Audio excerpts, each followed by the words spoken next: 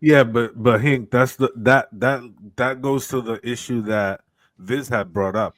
There are like legit maybe 1,000 different dating apps out there from all different ranges, whether it's for heterosexual people, whether it's for whatever, for marriage. There are a ton of dating apps out there. There are a ton of, you know, single events, mixers, throughout the year. There are a ton of retreats, single retreats. There are all these things that are all geared and catered to helping people find their person. And if we look at all of those holistically, what percentage of all of these modern conventions are yielding to relationships and marriage? It's a small Well, look, percentage, but it's a small percentage. But yet, the fees of the dating apps, the subscriptions of the dating apps, the administration fees to enter these events, the the cost and the different levels of the packages, those keep going up. Those keep staying the same. So the amount of money and revenue is increasing, but the amount of relationships and marriages coming out of that has greatly decreased or has not grown at all. So well, no one has ever stopped to ask themselves, this formula is fucked up. This is not working. Like we need to take a step back and evaluate ourselves as to why it's going on. Because we made it so cool and so comfortable for people to just open up their wallets, their credit cards, their cash apps, and donate and pump their money into these apps, into these events, into these retreats without getting a single value add in return. It's just not happening. And nobody's questioning yeah, it. but Lou, this shit we had it in the '90s. We had dated. They had singles mixers at churches in the '90s. We had they had some apps in the '90s. They had all of Yeah, this. but This that's is on a local it's level. not probably now the amount of apps that we have now is different, of course, but that's probably on. They had church mixers, church dances. I remember going to those things, get-togethers, meetups, and all of that. We had all of that in the '90s. Again, I just think the mindset of individuals is probably the biggest difference compared to now, and the way that some people choose to communicate differently than they did back in the days. Like I said, we was forced because everybody, unless you had some type of money, you didn't have a cell phone. So you call a landline. You know what I'm saying? And thank God for call waiting. You know what I'm saying? You could be talking to one woman. I did this. Talk to one chick, another chick beep in. I'm clicking over. Hold on. Oh, it's my mama called me. Let me call you back. You know what I'm saying? We did that. That's what we did. And you maneuver and operate such. You didn't have the option of calling on the cell phone and go ever where somebody could keep track. You didn't have that. You had to write your number on the napkin and keep it moving at the club. These are the things we had to do. It's just like I said, the mindset was different. Now I understand what Viv was talking about, saying women are, I mean, men are afraid to talk to women. Yeah, but and I understand. I don't believe in it. I don't buy that theory. But I do see why they can be because they're afraid of being me too.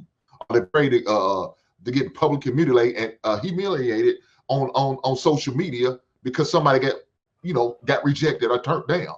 You know what I'm saying? That I kind of understand that, but at the same time, I still believe in going there and get what you want. All right. Well, yeah, Hank, there was on a previous show when we was talking about it. You had explained how you was at the bar or club and you was standing next to a guy that was looking right at a chick and never said shit to her. So Never said nothing to them. and we see it in the comments where men will make up excuses as to why they won't. So and women would say the very exact same thing where they'll be at a bar and it's 10-3 ratio and men aren't approaching any of the women. So whatever the case may be, we it's clear that men aren't doing it. We see it all the time. So all I'm saying is, and that's always been a thing though. Same just how back in the day when we used to go to the mall and whoever walk away with the most numbers, it was some niggas, some of the guys never even partook in it because they didn't want to have, they didn't want to accept the rejection. You know what I'm saying? So that has always been a part of the game. I think that is just with the internet now, we see it on a grander scale, but it's very much a factor though. Okay. Let me play this clip and then we'll go ahead and continue the conversation. Got back from a singles event at Change Church in Duluth, and this is all I'm gonna say. If you're a single man and you are looking to get into a relationship or date or find a good woman, bro,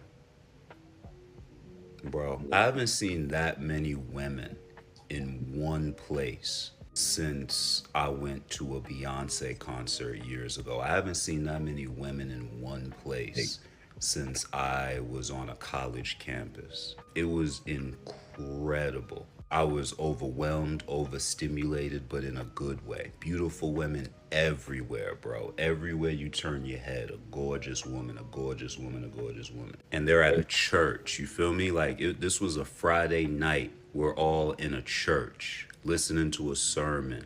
There was praise and worship. They had games at the end of it. It was like one of those old school lock-ins. You know the lock-ins we used to do when we were teens? It was like that, but we just didn't spend the night. It was phenomenal. You know, I'm in a moment of reflection right now, so I wasn't really looking to meet anybody. But if I was, it was like a freaking kid in a candy store. Like, it was crazy. It was crazy. So shout out to Change Church for an incredible event. If you've never been and you're in Atlanta, definitely stop by for one of their services or one of their events because wow. And y'all know I'm not the most religious guy in the world, but I felt so comfortable. I felt so welcomed. It wasn't like I had to walk in there with a suit on and be screaming Jesus' name to be accepted. It was just real regular. We just happened to be at a church. It was dope, man. It was dope. He wore a raspberry beret. He said, "I haven't seen this many women since a Beyonce concert. Nearly took me out." You know what's so funny about that though? Hey, today is February 9th. Next weekend is Valentine's Day. I think it's like Friday, if I'm not mistaken. But obviously, it moves into the whole weekend. If you are a mildly attractive brother, you know what I'm saying?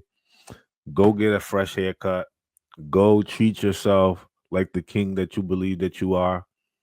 You know, get yourself a nice suit if you don't already have one, and take yourself on the town. You know, bring one of your single boys. You know, step out into a couple spots, and I promise you, that weekend you're going to walk into a spot that's going to be packed full of women, like if it was a Beyonce concert. I'm telling you, this weekend is going to be a sea of women. I was just out last night for a little bit, and it was the same exact thing. So trust me, like you're practically not fishing in the ocean; you're fishing out of your own bathroom tub at that rate.